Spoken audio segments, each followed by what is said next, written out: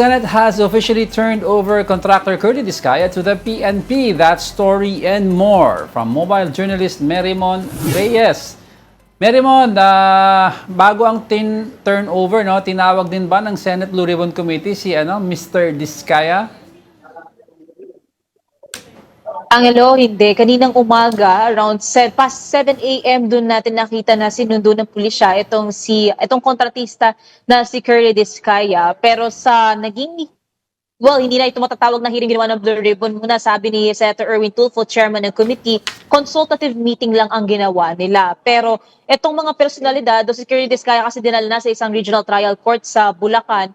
So far, walang iba pang kontratista na naging part ng resource persons or yung inimbitahan sa ginawang pagpupulong ng committee kanina. Ang isa sa inabangan natin ay ang sabi kasi nung nag-roll call sila, itong 18 individuals, allegedly yung bagmen na nagpadala ng kickbacks sa mga nakinabang sa flood control projects ay absent daw or hindi raw pupunta, wala raw reply sa kanilang invitation. Pero minutes later, nakita natin, sinalubong natin sa baba mismo ng Senate building itong 18 plus ang legal counsel na si Attorney Levy Baligod. Yun nga lang ang difference, hindi sila dumiretso sa session hall. Umakyat sila sa opisina ni Senator Robby Padilla, doon sila nag-hold ng press con kung saan nililinaw lang daw nila yung invitation na nakuha nila. Pero wala naman daw sa kanilang problema kung sakali man na pupunta sila sa pagdinig ng Blue Ribbon, kung ito yung Cayetano Marcoleta led or itong Tulfo led. Pero ang kinwestiyon na din nila kanina, nais nilang mag-inhibit itong si Senator Erwin Tulfo dahil nga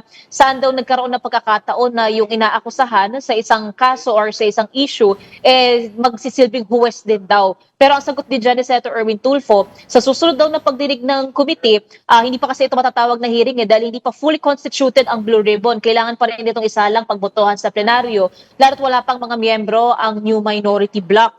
Pero kung sakali man narorolyo na raw yung pagdinig talaga, mag-i-inhibit daw siya dito, i-endorso din kung sakali may subcommittee at si Vice Chairman Senator Kiko Pangilinan daw ang hahawak nitong flood control. Okay, I'll start off with Curly Discaya, no?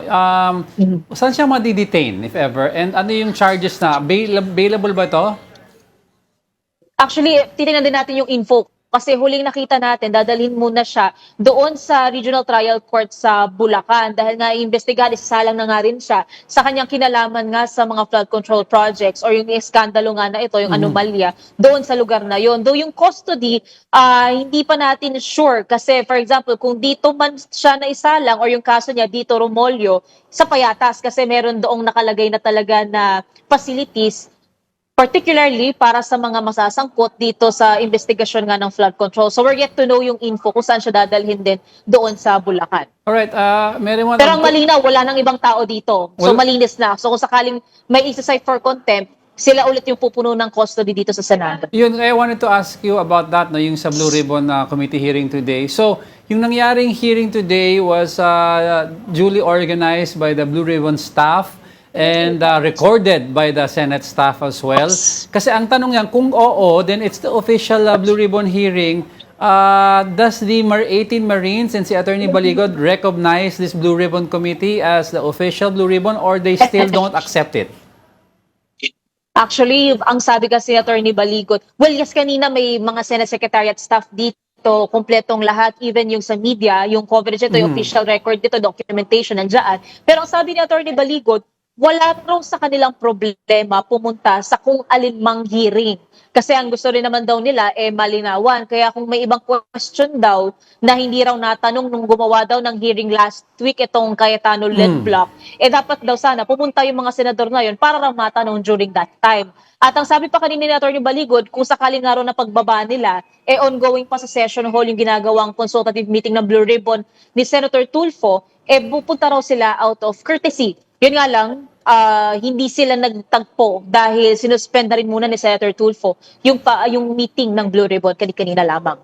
Alright, how about yung issue ng SecGen to SecGen? Yun ang sulatan ng letter, yung dalawang SecGen, no? Letter ni kay Montales at kay Bantog, no?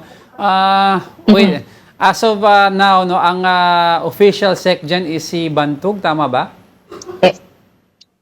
Tama, si Secretary Bantog. Tapos sa usahan naman, si General soto corpus naman. Technically, in effect sila. And over the weekend, nagkipagpulong din itong si Senate President Pro Tempore Sherwin Gatchalian sa kanila para rin masiguro nila na maayos yung magiging operasyon ng Senado. Lalo't over the weekend din, itong mga empleyado ng Senate nag-express din ng kanilang pagkabahala at pagkalito sa kung ano ang kailangan nilang gawin. So, ang assurance naman so far ni Senator Gatchalian, open naman daw siyang kausapin ng kahit na sino. Ito yung kasunod sa sinabi naman ni Senator Alan Peter Cayetano na hinihimok niya na kausapin itong si Senator Gatchalian para raw mapag-usapan nga itong kumbaga agawan sa liderato. Yeah, Angelo. of course, Mary Mo, no, ang isang pwedeng mangyari that could end all of this is a special session at kung kanino ipapadala ni PBBM yung letter. Alam na naman natin kung kanino.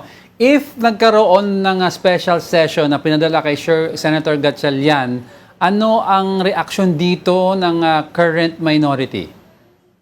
Ang sabi dyan ni Senator Cayetano, yung pinakahuling press ko na nakuha ng media sa kanya, he will continue working din daw. I-assert niya daw yung kanyang posisyon, yung kanyang liderato. Ang sabi pa nga ni Senator Loren Legarda, yung napalitan ni Senator Sherwin Gatchalian as Senate President Pro Tempore, hindi pa raw sila bumababa sa posisyon, hindi pa raw sila nagre-resign sa kanilang posisyon at wala pa raw yung 13 na kinakailangan para makapaghalal o makapag-elect ng uupo sa mga posisyon na yan. Kaya ang sabi ni Senator Cayetano, tuloy daw, he will continue writing the letters pero hindi niya naman daw ipipressure yung mga empleyado to yung they can decide on their conscience na lang daw basta itong sinasabi ni Cayetano, patuloy raw silang magtatrabaho accordingly sa kung ano yung nakagawian pa nila dahil hindi nga nila kinikilala itong powership na nangyari sa Senado. Well, ito quickly lang before I let you go, Merriman. Of course, you said 13. Wala pa daw yung 13 pero maingay ang possible na mangyayari sa special session that you will see si Senator Villanueva already crossover during that session at may isa pa daw na titignan natin, lalaki din daw. Ang sinasabi nga nung ilang, though wala kasi silang binabanggit na pangalan pero ang sinasabi nila, yung mga posibleng maglipat bakod, for example, Senator Chis Escudero, kasi siya yung nakabuo ng quorum na 12.